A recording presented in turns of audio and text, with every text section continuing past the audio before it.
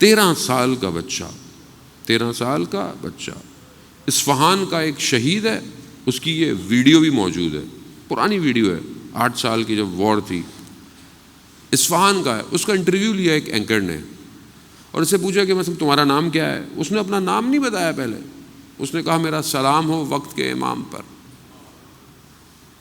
میرا سلام ہو۔ پھر اسے پوچھا تم کرتے کیا ہو؟ اور وہ کیا کرتا تھا؟ وہ مائنز کو ڈی ایکٹیویٹ کرتا تھا۔ 13 سال کا بچہ جو مائنز کو ڈی ایکٹیویٹ کرتا ہے وہ موت پر ہوتا ہے، یہاں پاؤں رکھے گا اڑ جائے گا۔ اس نے کہا تم کرتے کیا ہو؟ اس نے کیا کہا؟ اس نے کہا میں تو کچھ بھی نہیں کرتا، جو کرتا ہے خدا کرتا ہے۔ 13 سال کا بچہ، وہ کہتا ہے کہ میں اپنے ہم عمر لوگوں سے یہ گزارش کروں گا کہ جنگ میں آئے، جنگ نفسوں کو سدھار رہی ہے، حق اور باطل کی جنگ ہے۔ 13 سال کا بچہ، 13 سال کے بچے اس جنگ میں بہت سارے تھے۔ ایک بچہ شمال سے، نارتھرن ایران سے بسوں میں دھکے کھاتا کھاتا کھاتا محرم کے دن تہران پہنچا۔ پریزیڈنٹ اس ٹائم جو تھے وہ آیت اللہ خامنہئی تھے، پریزیڈنٹ تھے، پرانا زمانہ ہے۔ کہا مجھے دیکھنا ہے پریزیڈنٹ کو، عالم دین ہے ظاہر ہے وہ۔ انہوں نے کہا کہ ٹائم نہیں ہے، لیکن جب وہ نکلنے لگے سیکیورٹی پہ شور تھا، انہوں نے کہا کیا ہے؟ کہا بچہ پہلے کہتا ہے دیکھنا ہے، اب کہتا ہے مجھے بات کرنی ہے۔ ان کا بات کراؤ۔ کیا بات؟ رو رہا ہے، آنکھوں میں آنسو ہیں، بچہ 13 سال۔ کیا کہتا ہے؟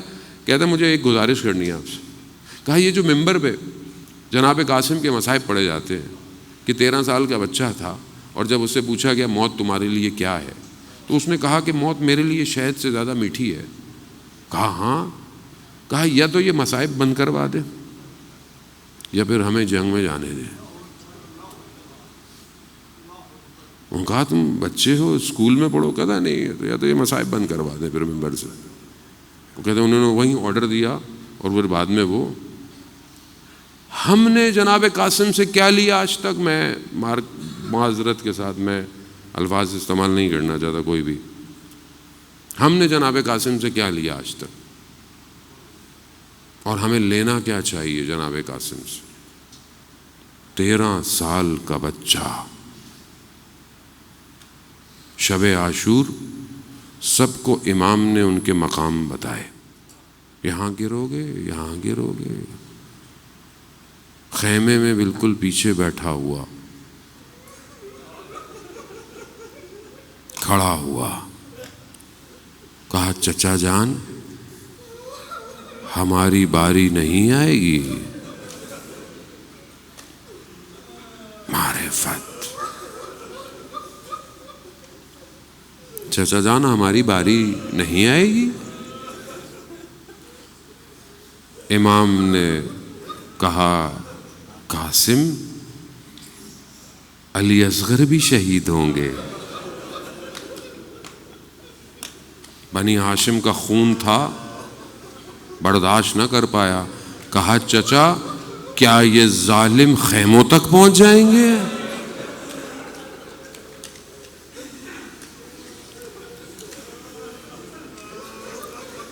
امام نے گریا، کھل کے کیجئے گا، امام حسن کی نشانی ہے یہ۔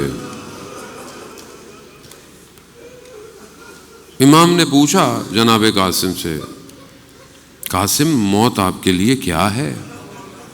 پوچھنے والا امام ہے، بتانے والا امام کا بیٹا ہے۔ کہا چچا جان موت میرے لیے شہد سے بھی زیادہ میٹھی ہے۔ کیوں عزیزان محترم؟ کیوں؟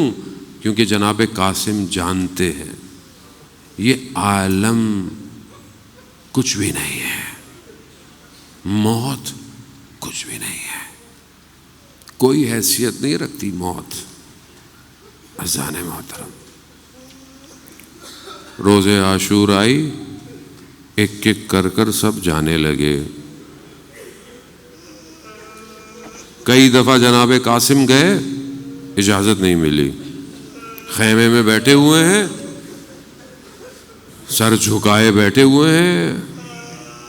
والدہ نے کہا قاسم کیا ہوا, آپ کیوں نہیں جا رہے؟ کہا اماں چچا اجازت ہی نہیں دے رہے ہیں. یہ سننا تھا. ماں نے کہا بیٹا قاسم آپ کے بازو پہ ایک تعویذ بندھا ہوا ہے, وہ دیجیے.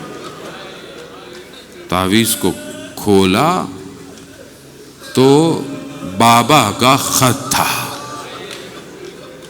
پڑھنا شروع کیا. یاد ہے نا جب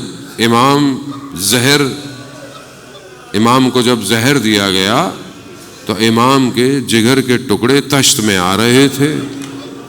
اس وقت جناب قاسم چھوٹے سے ہیں. اس وقت یہ تعویذ, یہ خط تعویذ کی صورت میں اپنے بیٹے کو دیا تھا. کیا لکھا ہوا ہے؟ کہا بیٹا, اور کہا ماں نے کہا کہ جب بابا نے کہا تھا جب بہت مشکل آئے نا زندگی میں تب اس کو کھولنا. تو والدہ کہتی ہے بیٹا اس سے مشکل زندگی میں اب اور کچھ نہیں آنے والا. خط کھولا, بابا کیا لکھا ہوا ہے؟ بیٹا جب دیکھنا تمہارے چچا کو دشمن نے چاروں طرف سے گھیرا ہو تو جان دینے سے دریغ نہ کرنا, اور چچا اجازت نہ دے تو اتنی بار جانا کہ اجازت مل جائے. بس قاسم نے خط اٹھایا, چلنا شروع کیا.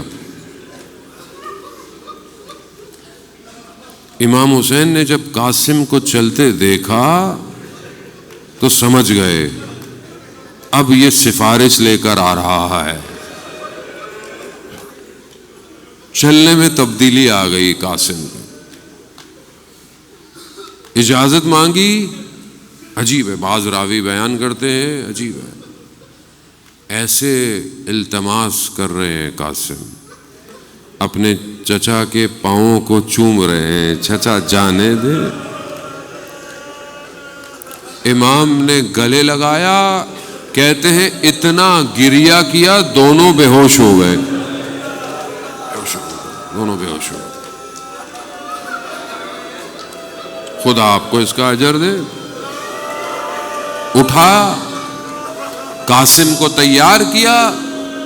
13 سال کا بچہ ہے, ذرا جو پہنی جاتی تھی وہ نہیں آتی. 13 سال کا بچہ ہے. لباس تن میں کیا, سر پر بنی ہاشم کا خون. بس میں بہت تیزی سے, بس سواری گئی دشمن کی.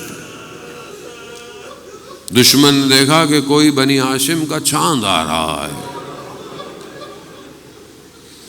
وار کرنا شروع کیے. چند واروں میں ایک ہی لائن کے کئی بیٹوں کو جہنم واصل کر دیا. اب جب اس نے دیکھا کہ یہ تو قابو میں نہیں آ رہا تو دھوکے سے وار کیا. اذان محترم, دھوکے سے وار کیا.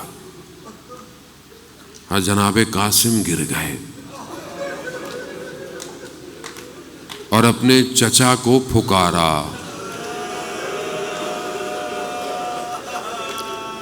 چچا میری مدد کو آئے. کچھ منزلیں اور. اس سے پہلے کہ وہ تلوار سے وار کرتا امام حسین پہنچے. امام نے اس کے وار کر کر اس کے ہاتھ کو الگ کیا.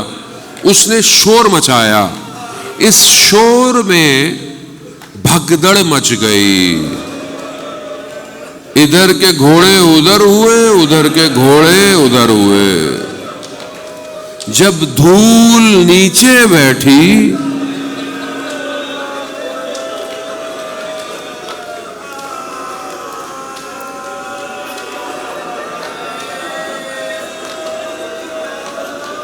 حسن کی کمائی. نہ جانے امام حسین کو کیا کیا یاد آیا ہوگا۔ امام نے جب جناب قاسم کے بدن پہنچے تو ایک جملہ کہا، مقتل کے اندر ہے، جملہ کہا، بیٹا کتنا سخت ہے کہ تم اپنے چچا کو بلاؤ اور چچا نہ آئے۔ نہ جانے کس طرح جناب قاسم کے بدن کو اٹھایا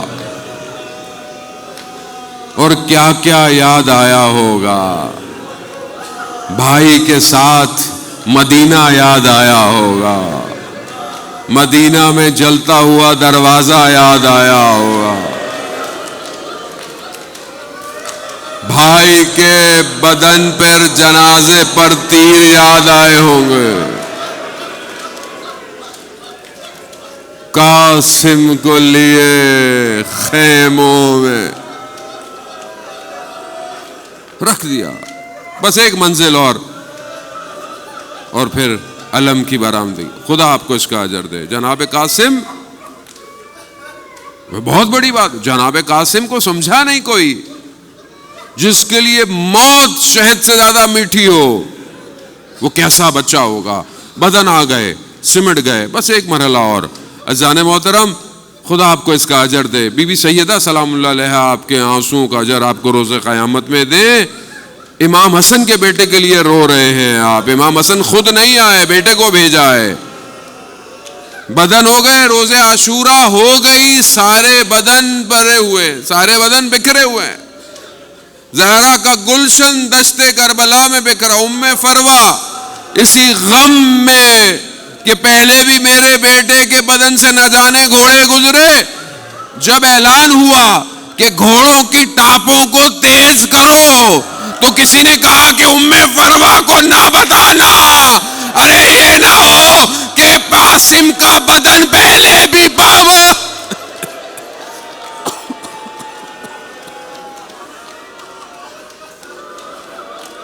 ماتم